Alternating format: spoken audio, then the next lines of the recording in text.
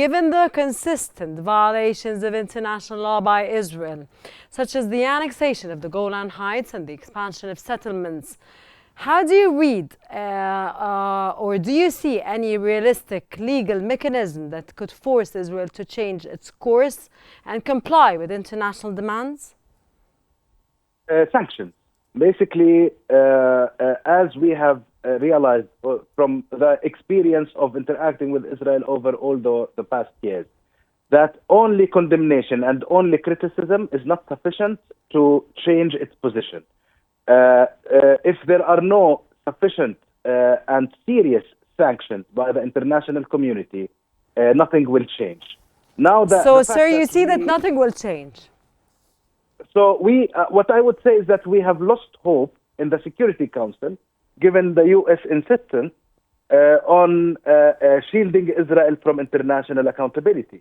However, within the UN General Assembly, there are mechanisms in order to call for sanctions, including resolutions that are very persuasive in their calling for sanctions. Sir, because I have to wrap up the program. You said you lost hopes, or everyone lost hopes in the Security Council, and of course in the resolutions that are not implemented by Israel, sir, and the agreements that are not implemented by Israel.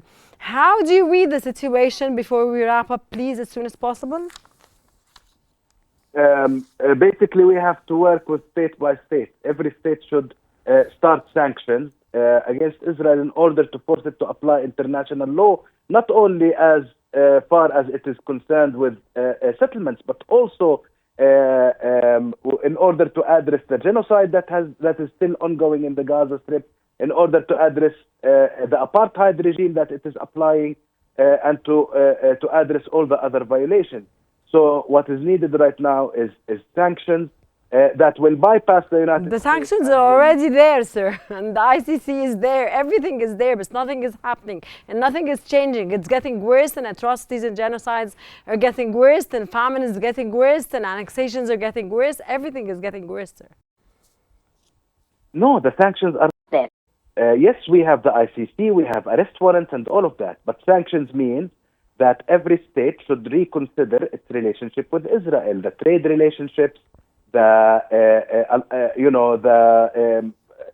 cultural relationships, every type of relationship that states have. Still, Israel enjoys comfortable trade with most of the world. So no, there are no sanctions right now.